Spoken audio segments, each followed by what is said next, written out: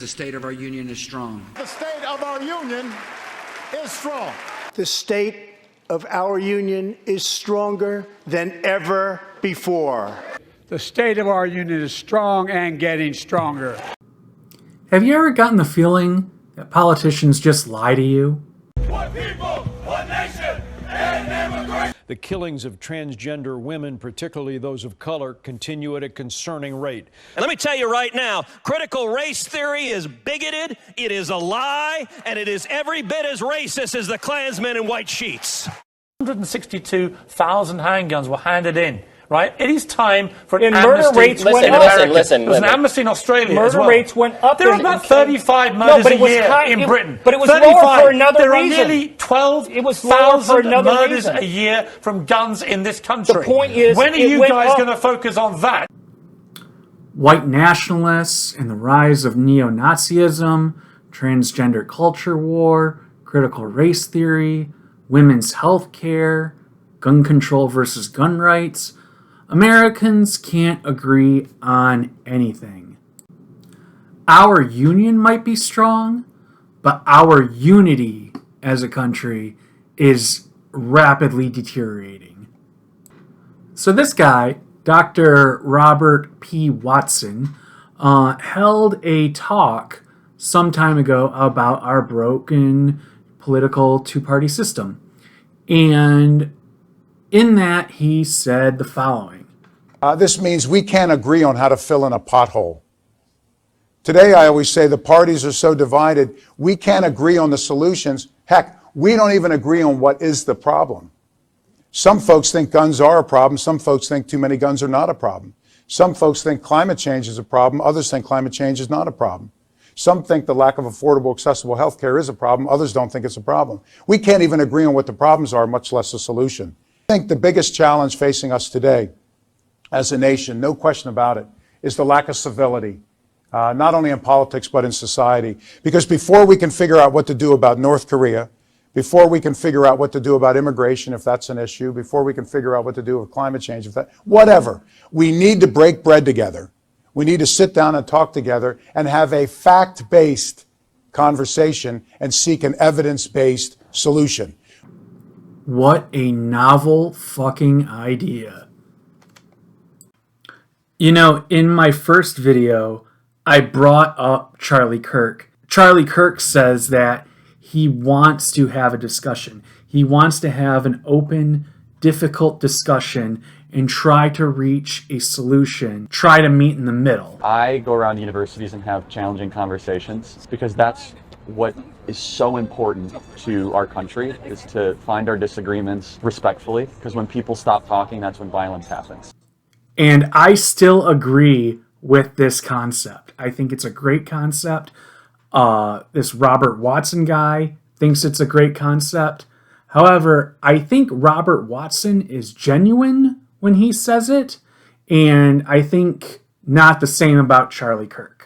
Why don't you live like a socialist? Okay. Go live like a socialist. The point is larger than that, Charlie. I live like a capitalist every single day, Cenk. I live as a Hey, capitalist, okay? I live when I believe. No. What do I do? I get charity every single year. Hold on. What's my salary? Less than his. Charlie, take it. Come on, Cenk, let's go. Charlie, what are you doing? So, yeah, that was a thing that happened. However, I will say, it seems like Cenk and Charlie Kirk have made up since then. All right, back at the Young Turks at the RNC. Cenk Uygur, Conspiracy. As you can tell, Charlie Kirk joins us. It's been a while. Yeah, it has. Good to have you here from Talking Points USA. And so close. Turning Point. Oh, did I say that? That's hilarious. I meant Turning Point USA. Close, that was a Freudian slip. Okay, so Charlie, you and I now have some strange agreements. Okay, so the whole world is just it's coming to an end. Right. So as you can see from that clip, Charlie and Cenk seem to have made up, and they can at least be civil with one another. So that gives me hope that, you know, we can come together, we can sit down with one another, and we can have these conversations. Now, there's another video between Neil deGrasse Tyson and Ben Shapiro where they have an hour-long conversation about everything that they disagree on, and they actually have a conversation. They actually discuss their viewpoints together, and there's no swearing, there's no breaking or throwing of furniture. So that's another example of what gives me hope. Now, I think that video is really good, and there's too much in there just to pick out certain highlights. So what I'm going to do is I'm going to link to it below in the description, so that if you want, you can check out the whole hour conversation between Neil deGrasse Tyson and Ben Shapiro. So finally, what I want to talk about are some calls to action. So we know that there is a problem. It's been discussed in this video that there are areas, several areas, where we can't agree, one, if there is a problem, two, how to fix the problem. So here's what my call to action for society is. Number one, get off the internet. And what I mean by that is, like, get out of the comments section. Get out of bickering with one another online.